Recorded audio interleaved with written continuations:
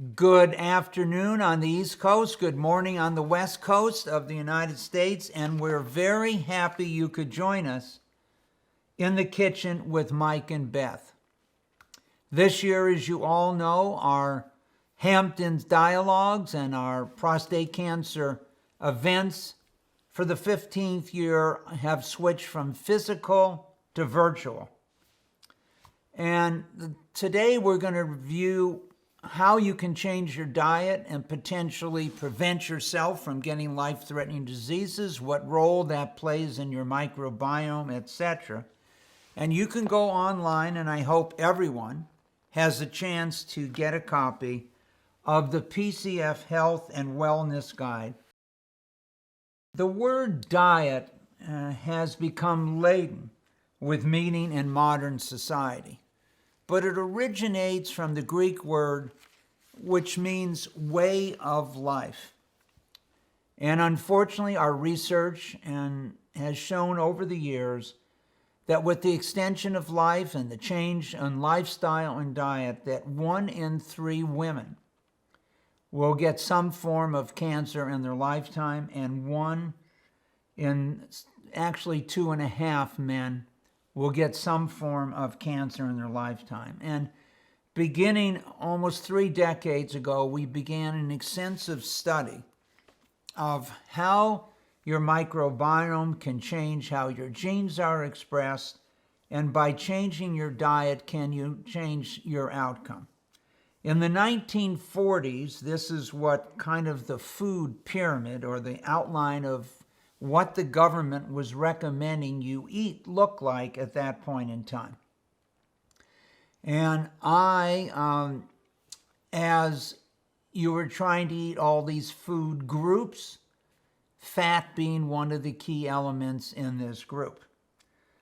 When I went to Berkeley, tried to maintain my record as trying to eat the most hot dogs per capita of anyone in the United States. It was long before the Nathan hot dog contest, but there was a shrine that opened up in Berkeley, latter part of my sophomore year, called Top Dog. It remains there, and I did not go to sleep at night, any night I was in Berkeley, without having 2 to 12 Top Dogs. And in fact, when Lori and I were dating, I often took her here either at the beginning of our date or the end of our date. But the world began to change, and by 1990, the food pyramid coming from the government changed dramatically. And at that bottom of the pyramid were grains and other things, and the introduction of many of the foods at the bottom that with refined materials inside of them, ingredients, were not really found later to be that healthy for you. So by the mid-1990s, we eventually, out of what was then called CapCare, now the Prostate Cancer Foundation, published 2 cookbooks.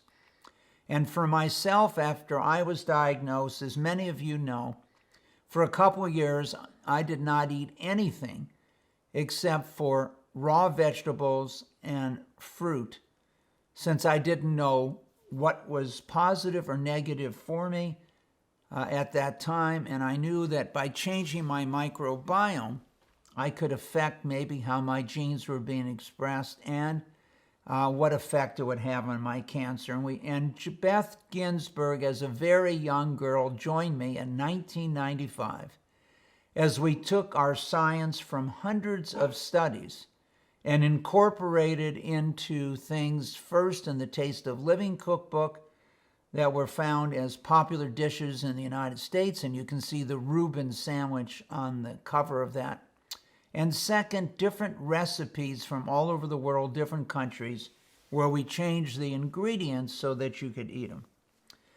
As the scientific retreat moved in the mid-1990s to Lake Tahoe each year, we went online live on CNN with a food test with children, getting them to make these foods with different ingredients, and obviously, since it was live, running the risk that they would not like them. Luckily, we passed that test They enjoyed the food as we substituted its ingredients and made them.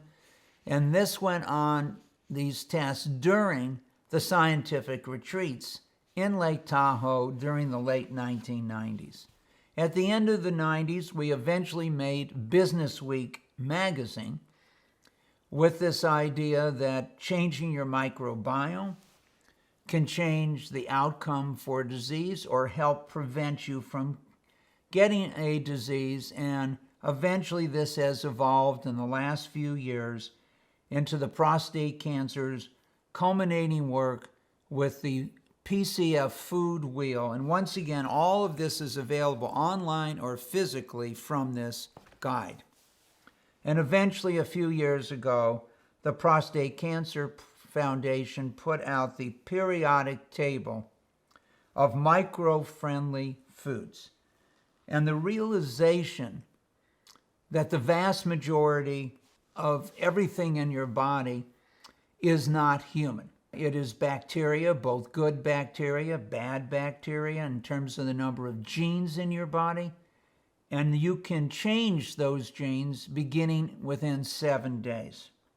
Food is medicine. And I'm now quoting from this guide. Food is medicine. The idea of food as medicine is not new. It crosses centuries and continents. What is new is with computers 1,000,000 times faster and data storage costs 1/100000th, we can now measure what happens as you adjust your diet. Ancient Indians utilized turmeric for its antiseptic properties. Lentils served to deal with constipation in the Roman Empire, and Aztecs used chocolate drinks to relieve congestion. And so this study goes on and on over time, but it is only in recent years, in the last 15 or so years. At the Hamptons, over the years, we have brought scientists, and Nicole Simone pointed out what she was able to do with breast cancer and prostate cancer patients at Thomas Jefferson University on her visit to the Hamptons during the Hampton Dialogue, where we could fight cancer with precision nutrition. But like any good discussion or gathering at the Prostate Cancer Foundation, we of course have quizzes for you today to see how you do. So let's start with our first quiz.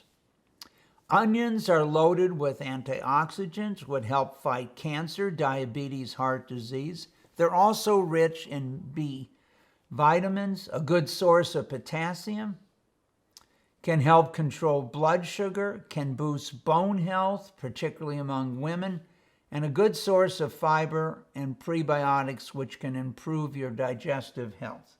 So here is your question. Which of the following statements is not true about onions? Ancient Egyptians worshipped them. The concentric rings were a symbol of eternity. During the Middle Ages, onions were used as gifts and currency. You could even pay your rent by just giving people onions. Maui onions are grown in Hawaii.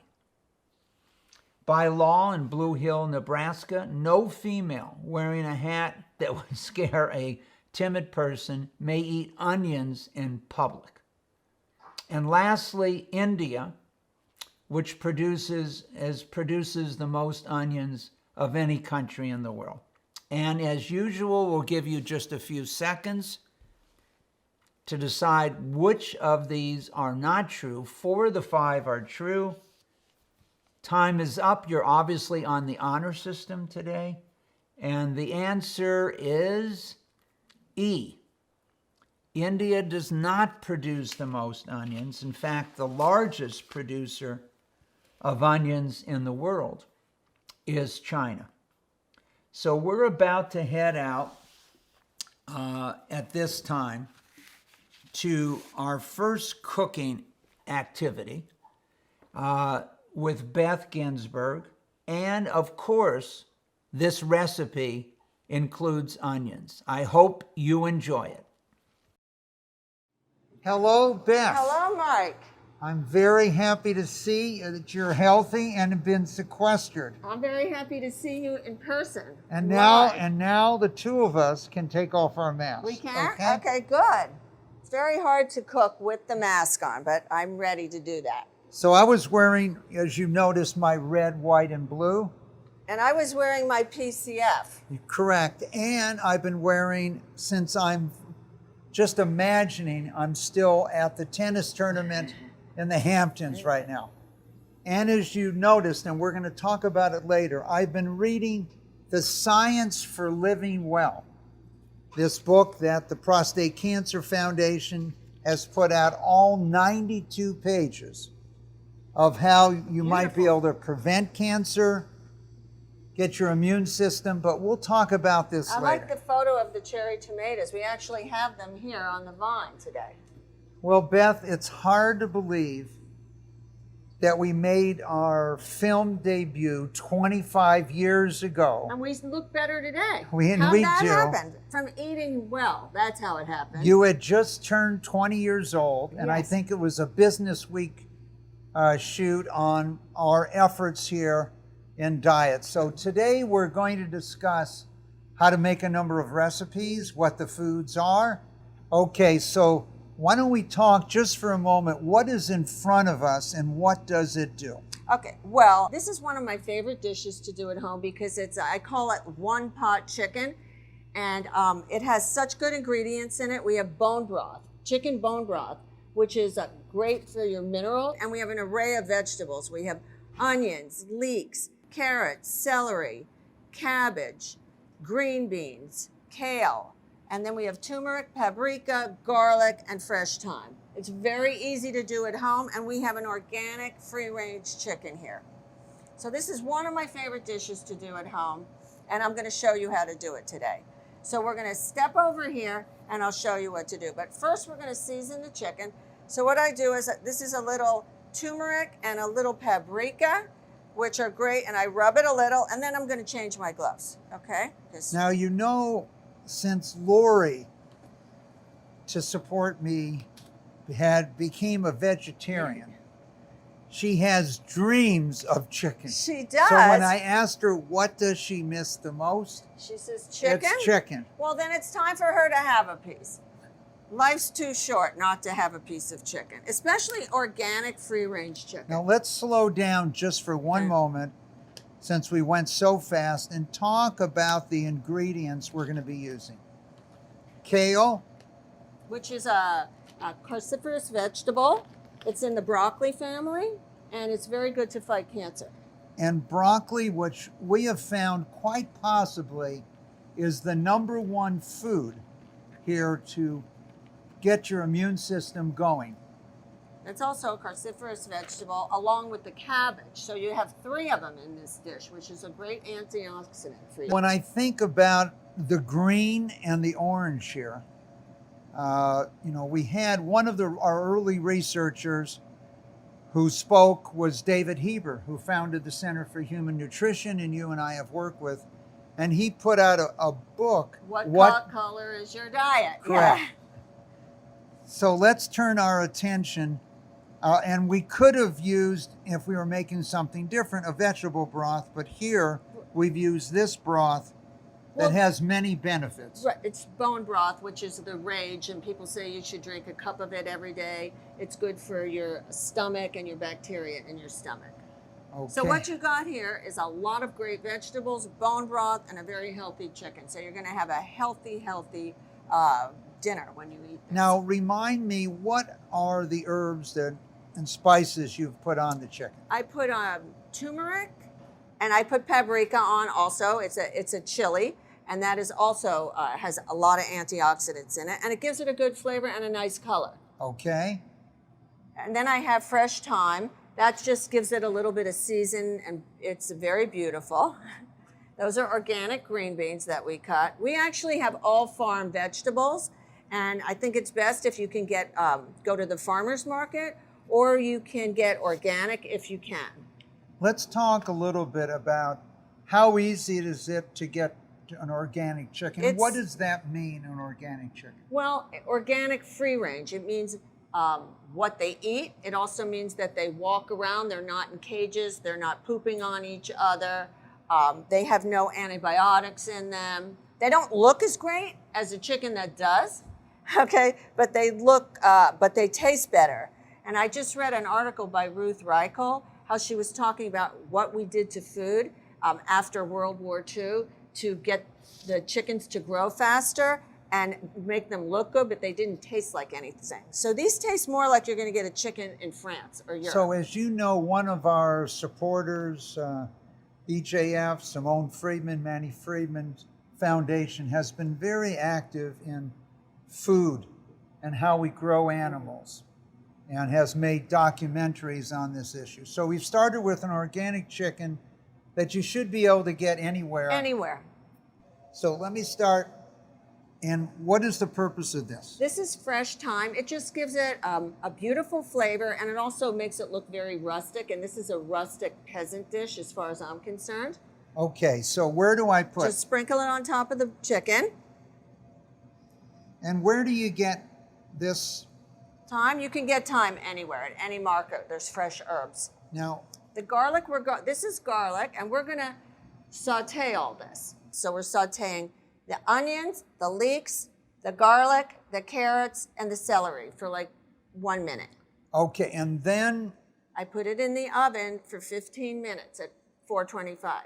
Then we turn it down, and to 350 for another 20 minutes. Then we add half of the bone broth. Then we cook it until it's 165 degrees internal temperature. Depending on the size of the chicken, it should take anywhere between an hour and an hour and a half. We check it with the thermometer. Then we take it out of the oven. We take the chicken and we turn it upside down on a plate. And the reason we turn it upside down is so all the juices go into the chicken, so it's moist when you eat it. So Mike, this is the chicken when it's finished. And you can see it has an array of beautiful vegetables in it, a beautiful roasted bird perfectly. You can see the paprika and the turmeric on it, and all hearty, great ingredients here.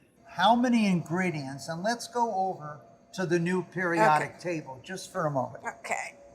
We worked on creating a new periodic table with all of the elements, fruits and vegetables, and what they would do, plus down here, dirt. And we've learned over the years, whether you go to Israel and see they have very few peanut allergies, because when a child is born, they try to give them a little bit of peanut in their milk so they don't get these nut allergies. As we look at this, I see broccoli, which we've used. Some of the other ingredients, obviously, that we've used today would be green beans and other things that are up here at this time. But understanding, why do we have all these vegetables? Why do we have all these fruits? What is their purpose? And what I've seen today, Beth, on your table is you have a large percentage of these fruits and vegetables. Let's go take a look again at the chicken that you've made. And you've used all of these ingredients that went into it. Now, what do they do once that chicken, you finish cooking it, you finished putting the other vegetables on? What is the next step? The next step is to cut the chicken, take the breasts off. I normally serve it without the skin on. I cook it with the skin on because it gives it a better flavor. Some people like dark meat, which is higher in calories. Some people like the breast because it only has 160 calories in it. Some people like the wings.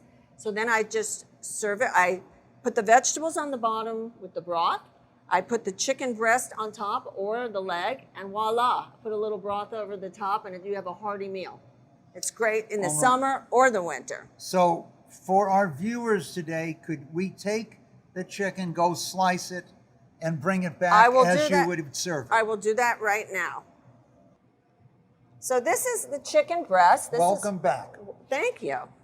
So there you have it. Voila, you have broth. You have all the vegetables in it, the chicken breast sliced. I took the skin off. I put some of the onions on top of it to make it look beautiful.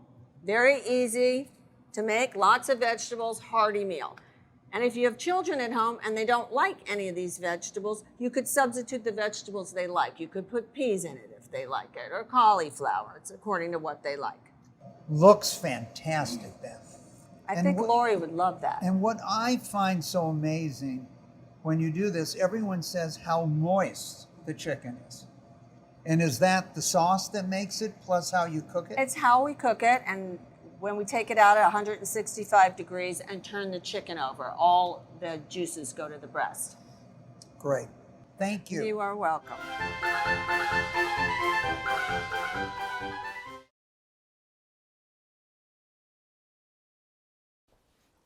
Well, Beth, that was fantastic. And I've been out for a little while today with my head in the outback searching for many of these ingredients that you used in that recipe. As we look back and wartime potential, and here is your recipe that's available to all of you. But when we think about difficult periods of time, when you look at history, very few were more difficult in Europe than World War I. And here is a poster from World War I that asks people to make sacrifices, eat more fruits and veggies so the troops will have more sugar and fat. And when you look at history, if you step back and look at London, from 1905 to 1950, there was only 2 times that diabetes did not increase, and they happened to be during World War I and World War II. And during these war years, meat, cheese, butter, cooking fats, and sugar were rationed so the troops would have access, and naval blockades that cut supplies of gasoline forced people to walk more. And so here is your question 2. We're going to get right into it. What region is the largest producer of meat? Of meat for people, growing animals for people to eat. Is it North America? Is it South America? Brazil, obviously a large producer of meat, and the United States. Asia? Is it Europe? Or is it Central America?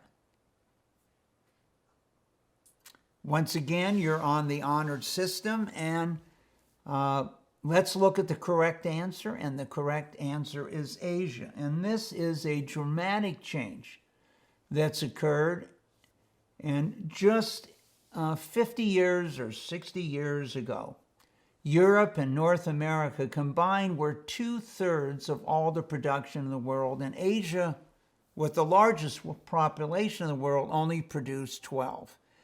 Today, Asia accounts for 40 to 50% of total meat production, and North America and Europe have fallen to 34%. And why is this relevant? As you've changed what people eat, you also change the diet.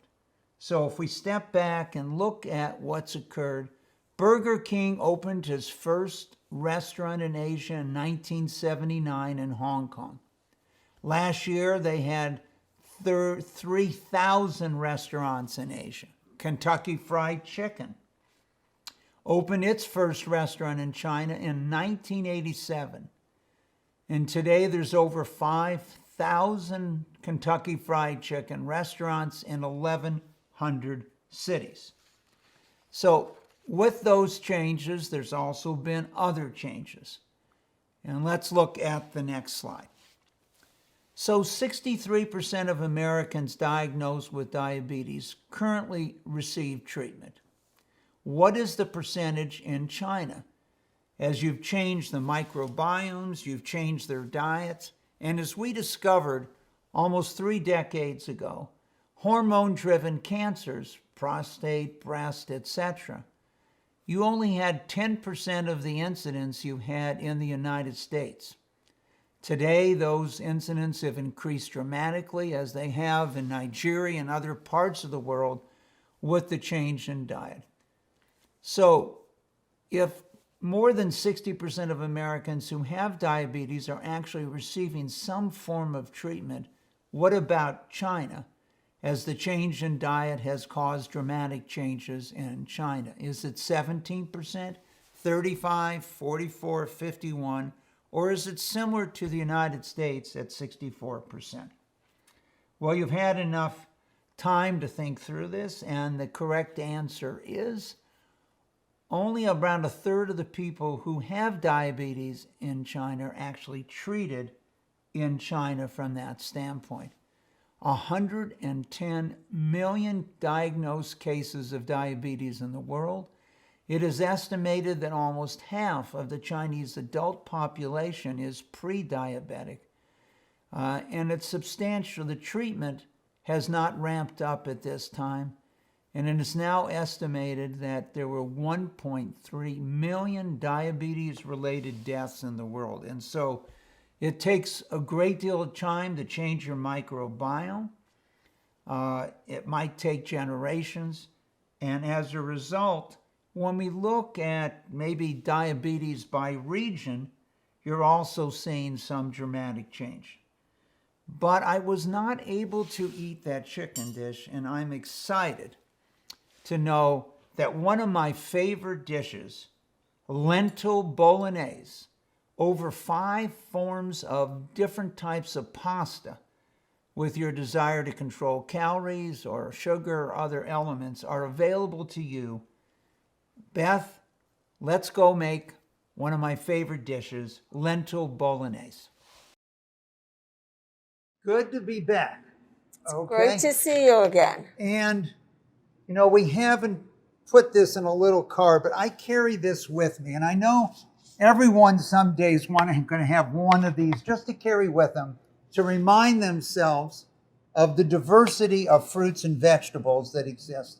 I think maybe a best way to start is let's talk about some of the vegetables that we have out here today. So what we have here today, we have avocados, which are considered a fruit actually, and very good fat in the avocados. We have Romanesca cauliflower, which has little spikes in it. It's very beautiful. We have cherry tomatoes. But it also is one of these vegetables, cauliflower, Brussels sprouts, cruciferous broccoli, vegetables that we find absorb the carcinogens in your body and are doing a great job in that. And you can do a lot with cauliflower also. We have beets. We have celery. These are called heirloom carrots. They're different color carrots. So there's orange, purple, and white. We have zucchini, which is a summer squash. And my favorite, broccoli. Always broccoli. And these tomatoes, little tomatoes. Cherry tomatoes on the vine. Okay, and asparagus. All right. Cabbage, Brussels sprouts, which I love. Now, Brussels sprouts have really made a comeback. I remember as a little kid, when my mother made Brussels sprouts, I begged her not to make me have to eat Brussels sprouts. Well, that's what Leave It to Beaver did, and he didn't get to go to the baseball game because he wouldn't eat his Brussels sprouts. Well, we make them a lot different. Yeah. I see you have a red onion down here. Yes. Cabbage. What are those orange things over in the corner there, Beth? That's zucchini blossoms, which is like I have one here. So these grow on the end of the zucchini. They're very big in Europe, and you can stuff these and saute them. You can stuff them with almond ricotta cheese or spinach and kale, and they're exotic.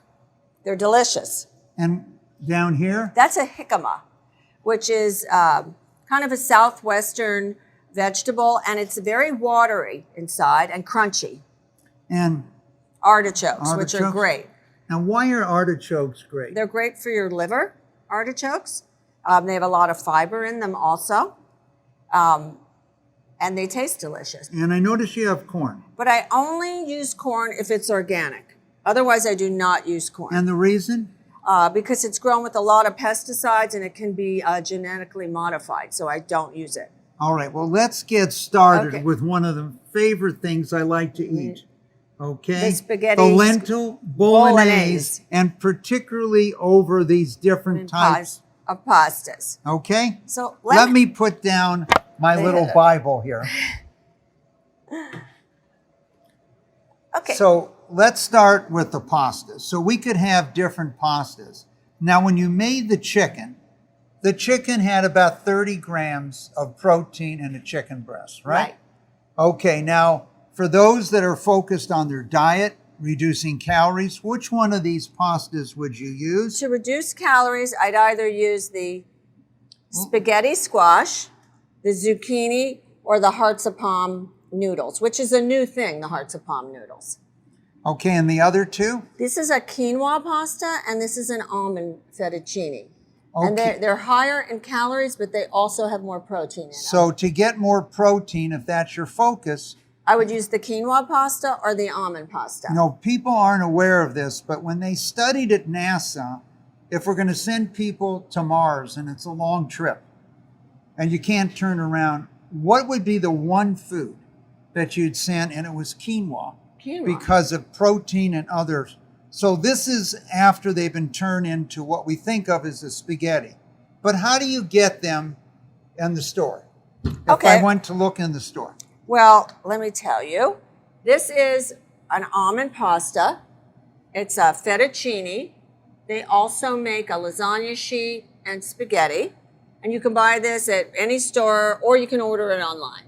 Okay, and I noticed you can also get taco shells now made out of Almonds, cassava flour, chia flour. Okay, now this is another product that's significant in my diet, quinoa, and brings me enormous amount of protein. Tell us Good. about that. This is a quinoa pasta, and it really does have a nice consistency, just like regular pasta. It's not mushy, and it has 9 grams of protein in it per serving.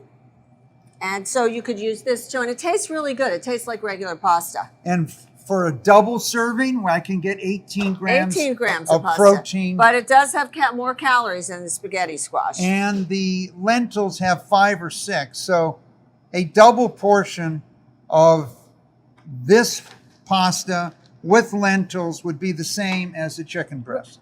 And Beth, this is one that has also a high degree of protein. Well, nowadays there's different pastas made with various kinds of ingredients and legumes, and so they have different amounts of protein. This has 7 grams of protein per serving. And this is a chickpea. A chickpea. And Okay, then you can well, also I get think, brown Beth, rice. I am so hungry. Let's get cooking. Okay, so let me tell you how we're going to make the lentil bolognese. We take a tiny bit of olive oil, I think 1 teaspoon of olive oil to 1 tablespoon, depending on what you like.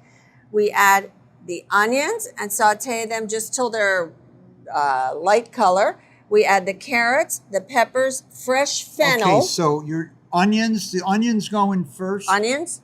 Okay, then we have carrots. again. Carrots, yes. We just saute these till they're clear. Okay, and then Red pepper. red pepper. And then we have, Well, the quinoa's not going in. Okay. Okay? you're coming later. You're coming. Okay, all right. And this? That's fennel seed, which gives it the flavor of a sausage. Now, That's why fennel is also good for you. Why?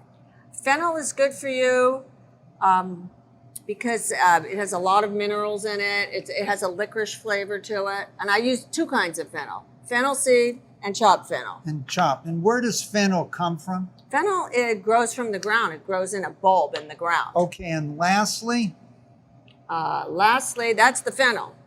you have 2 fennels. I have 2 fennels. Okay, we might have to cut that. And then we have 2 forms of fennel. Right. Okay, now we have the lentils. And I'm assuming some of these pastas are great to get fiber in your body also. Yeah. So if we need fiber in our diet, lentils is the way to It go. also has potassium in it and folic acid, which is important for women who are pregnant. Okay. And what is this, Beth? This is vegetable stock. Okay. Because this is a vegetarian dish, so I'm using vegetable stock. And then you use tomatoes in it. So you could either use fresh tomatoes, which are harder to deal with. So I'm using a canned tomato that's organic. Now, Beth, there's one thing we didn't discuss, and that's the basil. The basil. And what we see these basil leaves quite often when you get something. What is the purpose of basil? It's a delicious flavor.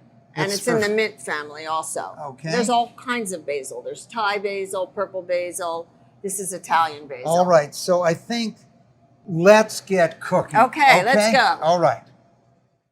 Now, Beth, how long do you put this on the stove for? Well, we cook the lentils in advance, so it only takes like 20 minutes to make this sauce.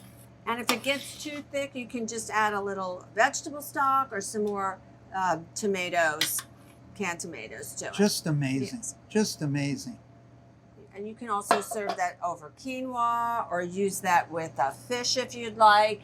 You don't have to just use it for spaghetti squash. It's a sauce that has a lot of diversity in it, a lot of protein, a lot of good nutrients. And Great. you made it. Well, Beth, I can't wait. And as you know, during COVID, I always carry my own spoon when I travel around. So I can't wait to taste this lentil bolognese.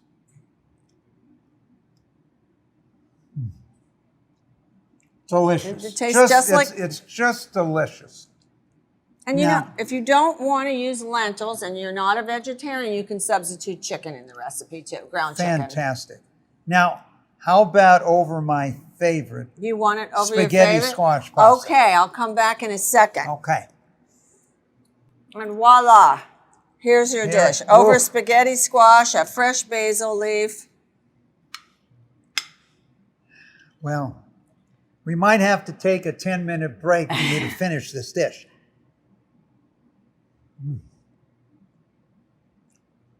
Delicious. Now, this dish has also very few calories, right? Very few calories. That dish probably has like 90 calories in it. That's it.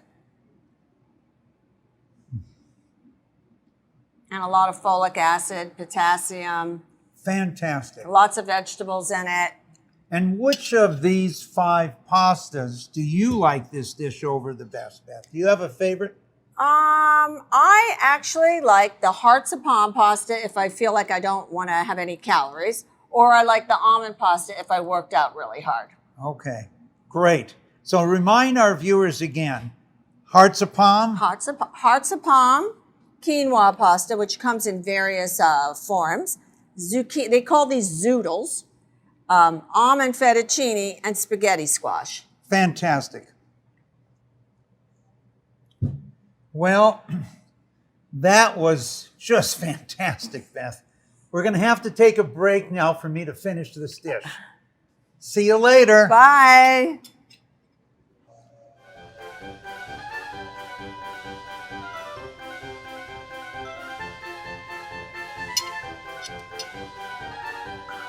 Just delicious.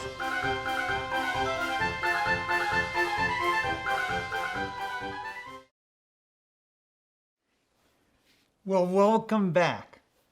And as many of you know, over the last 25 years, we have had competitions to see if you could tell the difference, and I've served as the maitre d' between whether it might have been a lentil bolognese or a meat bolognese, etc. And eventually these evolved a number of years ago into global gourmet games, where we had people compete ultimately from as many as 32 countries on whether they and their team could identify what were the correct ingredients. Generally, the winning teams got 25% right, and one year, the team from Germany, with the odds 1,000,001 against them, missed every single question. But part of this effort is to tell you that you can substitute healthy ingredients for other ingredients. It still tastes great, and in many cases, you can't tell the difference. Inflammation and cancer. In 60% of all or more cancers, they've exhibited inflammation. And healthy lifestyle changes can slow down this cycle and extend life. And so we're now ready for your next question. What percentage of packaged goods purchased in the United States contain added sugar? So this is not the sugar that might be in an ingredient that you will find sugar in fruit and other types of foods, but this is added sugar. And so we're starting high because we imagine you would be guessing high at 54%, 66%, 75%, 82%, or 88% of all packaged goods in the United States add sugar? Well, I think you've had enough time to think it over, and the answer is C. 3/4 of all packaged goods in the United States have added, and there's so many different names for sugar today. It's not just sugar you'll find, but many different forms on these packages. And when we look at sugar and cancer over time and start analyzing the data, we can see here that it serves in many ways, if you think of it as a fuel that potentially accelerates the growth of cancer. And once again, when we step back and understand that more than 60% of all cancers that people are diagnosed with, many different forms, have exhibited higher levels of inflammation. Well, it's now time for a very important part of our visit here in cooking, and that is dessert. And those of you that compete in the Global Gourmet Games know the highest score possible is in the dessert round. And we generally give you 5 choices, and you have to identify the calories, the sugar content, then grams of fat that are in each of these desserts. And what we've found over time is we've been very successful in able to insert other ingredients for sugar, and we've had numerous teams that cannot identify accurately any of the 5 desserts. And generally the winning team at every gourmet games, whether it was the locals, which have went on for 10 years, or whether it is the global games for the last 15 years. And this year, under the guidance of Cindy Citrone and Mindy Silverstein, we will be bringing you the Global Gourmet Games virtually in a few months. Let's take a look at dessert recipes that you can make with your children or grandchildren. It's good to be back. And for our grandkids, we're reaching the favorite part of the meal, dessert. Dessert. Okay? And I thought we might start with what's on this side of the table today. Well, today we have all kinds of organic fruits and berries. We have blackberries, raspberries, blueberries, strawberries. They're loaded with antioxidants, low in calories, and great for you, especially blueberries. Mango. Let's not forget the fig, which I love fresh figs. They're seasonal, they're available now, they're delicious. You can eat them just on their own, they're delicious. I remember when I was dating Lori, one of her favorites was fig Newtons. I make homemade fig Newtons, and they're delicious. All right, so what have you brought out here to cook with today? Well, this is a summer fruit tart, or a fall fruit tart, and I'll tell you what to do in the winter if you can't get this. So what I like to do is, I have a different array of berries here. I have plums. I see the blackberries, the strawberries, the blueberries, peaches, white nectarines, which I love. Nectarine, peaches, plums. And what is this? Okay, so when you're making a tart, you need to thicken the tart. So this is organic cornstarch, or you can use arrowroot, or you can use tapioca flour. Okay. And here we have a walnut. Walnuts, which are high in omega-6 fatty acids. They're a high density food, which is great for energy. So I've made the crust with walnuts. I've taken a little olive oil, the walnuts, so you've cinnamon, made the crust of the tart with walnuts. This is a cobbler, so it's so easy to make at home. You don't need to roll any dough out. You don't need to pre-bake it. So what about this? Well, that is natural cane sugar, but I also have a different array of sweeteners. All right, so for those people that don't add sugar, what are the other choices? Well, this is monk fruit, and it has a 0 glycemic index.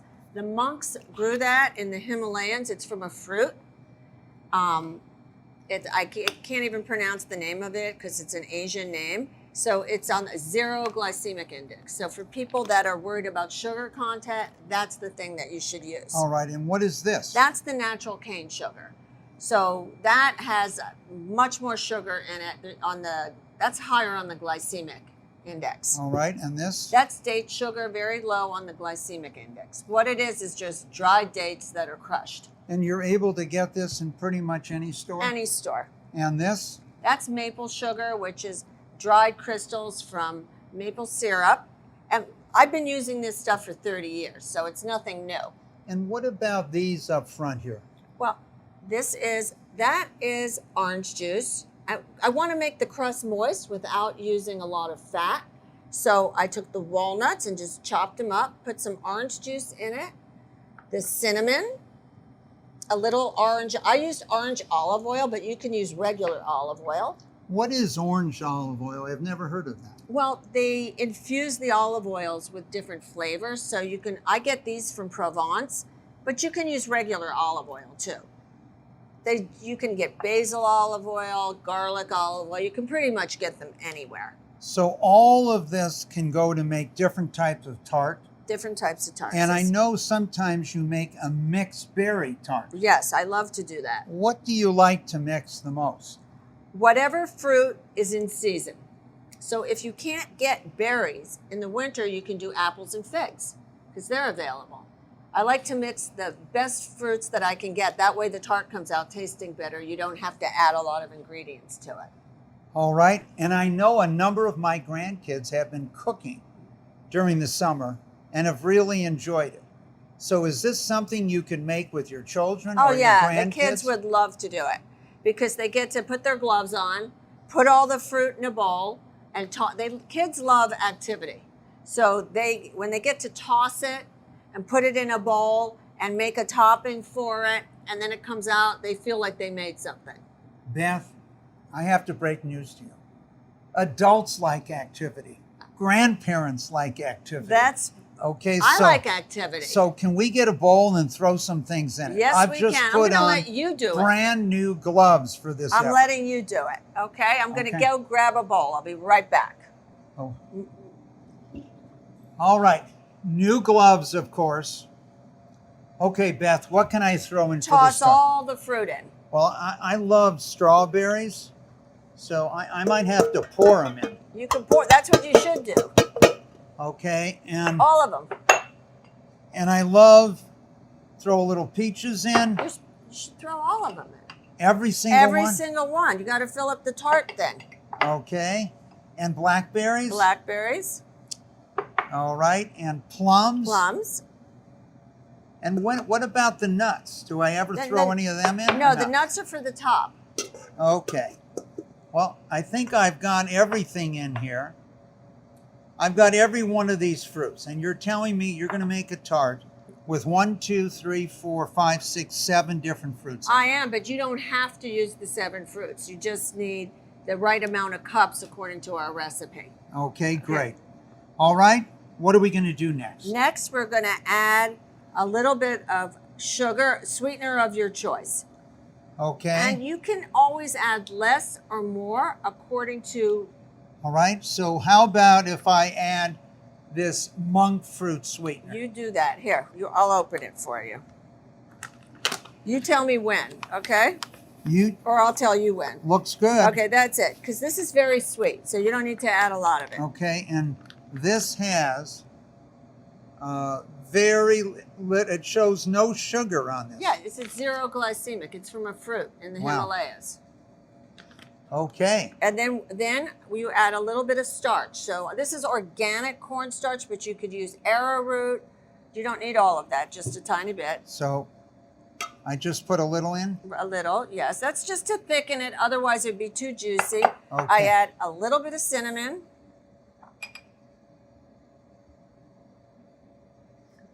Vanilla extract. And now put your hands in it and toss it. Have yourself a party. All right. Okay, there you go. Okay. It's too bad I have gloves on. Yeah. And then you put that in a baking dish. Okay. So here's your baking dish. And I just pour it in? Pour it in. Now that was easy and fun. And then you put your walnut crust on it. So I took walnuts and I just kind of chopped them up. You can do it by hand or in the Cuisinart with a little bit of, you could do it. Okay. Okay. So I'm taking this. And then just put it on top. Just pouring them on top? Yeah. And then. And this is going to make a crust? This is going to make a crust. I'm going to show you. And if you're allergic to nuts, you can use oats instead of the walnuts. Okay. Flatten it down. And then I'm going to go put it in the oven. Okay. And you baked it. Remember that. Alrighty. Okay. Boy, that was fantastic. Okay. Pull that up. Just pick the, yeah. Okay, there you go. I'm going to set it right down next to the... And you made that. And it was as easy as pie. Well, here's the results of what you made.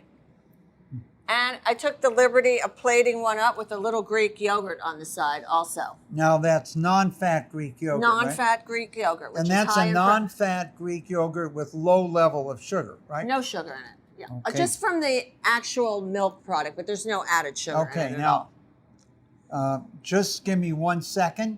Do you have one of those hidden spoons on you right now? Yes, you know, one of the advantages, and I know it's in great demand, this apron, Cooking with Mike, but it has 3 pockets in it.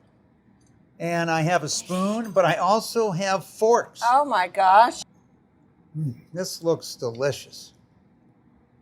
It's hard to believe I made this, Beth. I know. I find it hard to believe too, but you did. That is delicious. It's so easy to do. I'm going to have to save that for my grandkids for later.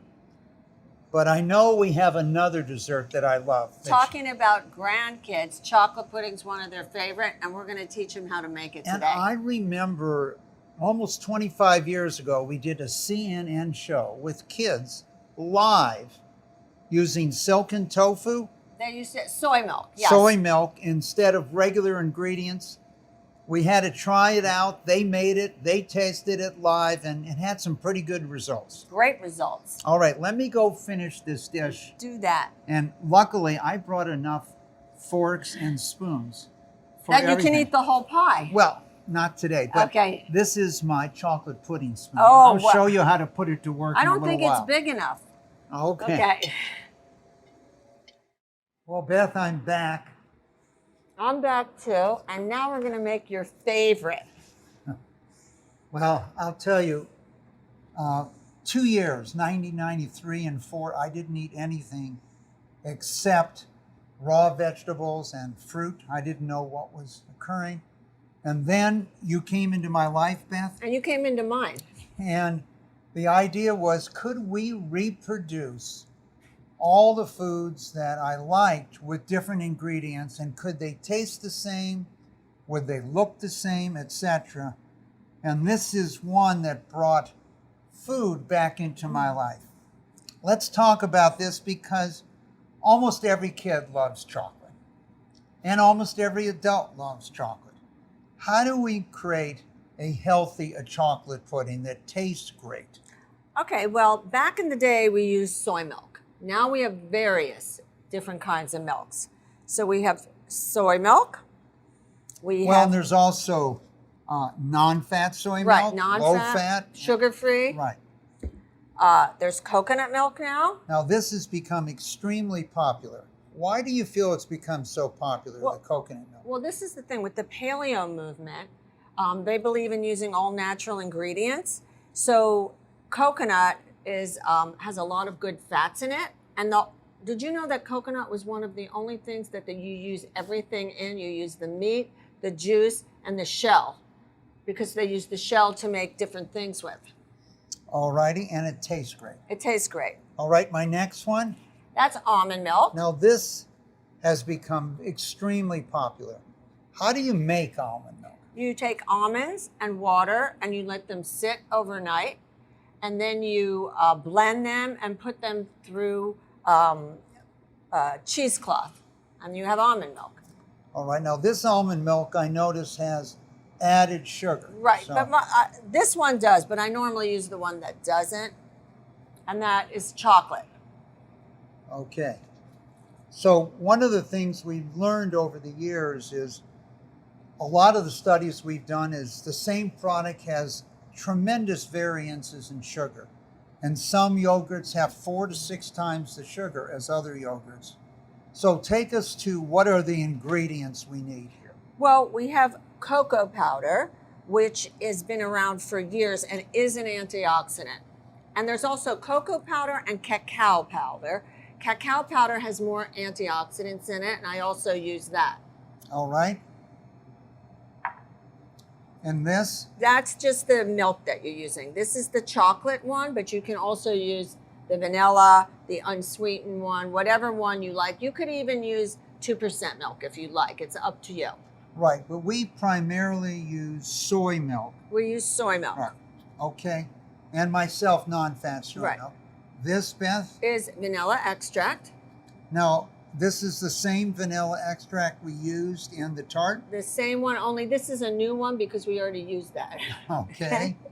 All right. And here? That is natural cane sugar, but once again, you can use the monk fruit sweetener, you could use the coconut sugar, you could use the date sugar. All right. So for those that want less sugar, there's other alternatives. I would use the monk fruit, which is Okay. low glycemic. All right. And lastly? That's a little cornstarch or arrowroot flour you could use, or tapioca. That you need a thickening agent. Now you can also puree avocado in it instead if you'd like. Okay. I don't think in all these years, in 25 years, I don't think I've ever had. No, but that's the new rage, and I'm going to experiment with Okay, it. great. Now, And this is a vanilla bean, and that gives it a great flavor. I love those. and where do you get these vanilla beans from? Any store has vanilla beans. And so when my grandkids ask me, is this where vanilla comes from? Yes, it is. You cut them open. It's almost a licoricey consistency. You cut them open, and there's a whole pot of beans in there, like in the Old Briar's ice cream. Fantastic. So Beth, I noticed I have this little package here of cacao. Cacao nibs, yes. All right. And it has 0 added sugar. 0 added sugar. Okay, and so I've noticed that some of the places that had frozen yogurt or other things have these chips there. It's an antioxidant. It's a superfood. There's no sugar in it, and it's delicious. It tastes like chocolate. Okay. All right, well, don't you think we should get going here? I'm gonna get a pot and let you stir it. Okay, great. That sounds great. Okay, Mike, I'm gonna let you make your favorite dish. Okay, now you had asked me what was in my third pocket? Yes. You happen to have a whisk? That's correct. You never know when you need one of these. Or to hit someone with it? No. No, you never know when you need one No, of you these. don't. Okay, so let me put mine down. Okay. And what am I putting in first? All of these ingredients. It doesn't matter what you put in first. Okay. This is why it's so easy to make. All right, so this could be just plain That could- non-fat milk, 2% milk, lactate, or Any could kind be of soy, milk you like, yes. coconut, or It almond. could be vanilla, unsweet. There is vanilla unsweetened. You can use whatever you like. Okay, then I'm putting in the vanilla extract. All right, now I'm putting in, The cocoa powder. that is correct. Or the cacao powder. Or I whichever could you have prefer. put the cacao powder in. Right. Okay, now I'm not putting the vanilla bean in. You will be. Okay, now I'm putting in some flour.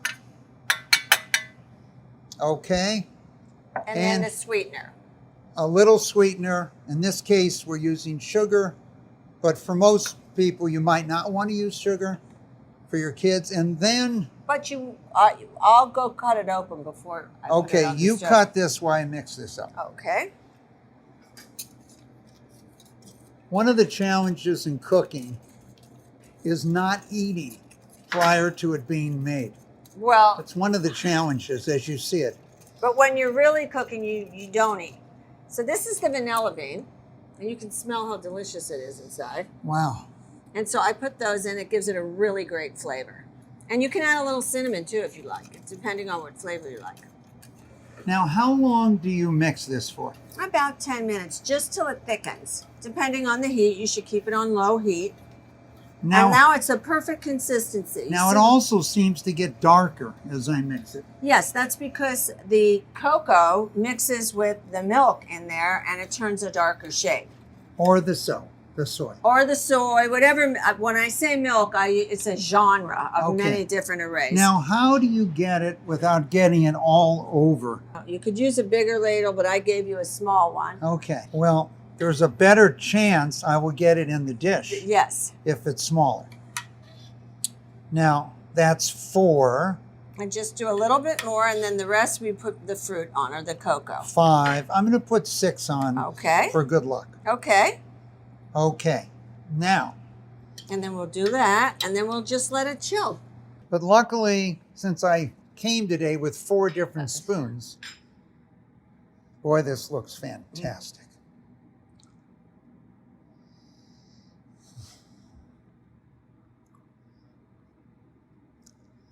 Beth, you know, they tell you when you eat a French fry, you just can't eat one. Mm-hmm. But when I eat this chocolate pudding, as you know, it's hard for me to eat one serving of it. Boy, is this great. So this has the cacao nuts on top? That has cacao on top. I hate to do this, Beth, but I might have to taste these, okay? I might have to taste The this walnut, also. too. All right.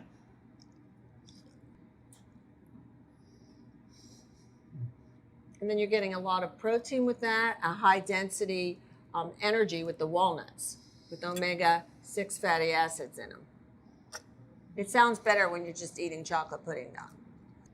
It's been a fantastic day. I had fun cooking Starting with the chicken that was so easy to make, and you're wondering, can the kids get their vegetables? It created that opportunity. Then my favorite, the lentil bolognese. And what's so exciting is you gave us today 5 different types of pasta that you could put it over. Then that fruit tart that I got to get my hands dirty. And when you think of crust, that walnut crust is as good as any I've ever tasted. And it's so easy to do. And then the coup de grace, the chocolate pudding. One of your favorites. Well, and I think it's everyone's favorite. Yeah, everyone. So Beth, it was great to be with you. Fun, Mike. Cooking with you was really fun. Well, we've been doing it for 25 years. I've also been the designated eater, and it's a great job. I recommend it to all of you. Thank you, Beth, and good health to you. Good health to you also, and to your family. Now, I'm going to take this over in the corner for a few minutes. Don't let him have the rest of them, though, okay?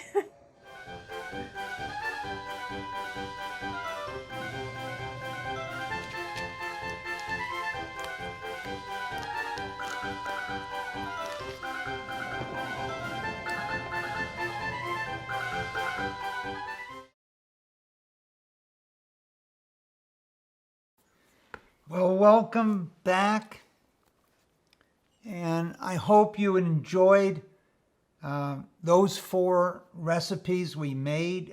You can see the fruit tart recipe. It's available to you. And one of the things I want to stress there is that all of these can be made, as we pointed out, with things that have no added sugar or no sugar in them. The ingredients have changed, and the chocolate pudding. Just an amazing change that we've had with the study. So beginning almost 3 decades ago, at one of our very first scientific retreats, which we held for the world's leading scientists in Santa Barbara, we wanted to ask David Heber to join us that day. He had founded the Center for Human Nutrition at UCLA, and he was both a PhD and MD. And the people in charge of the program felt that it would demean the scientific part of the program if we had a person talk about nutrition at that scientific retreat.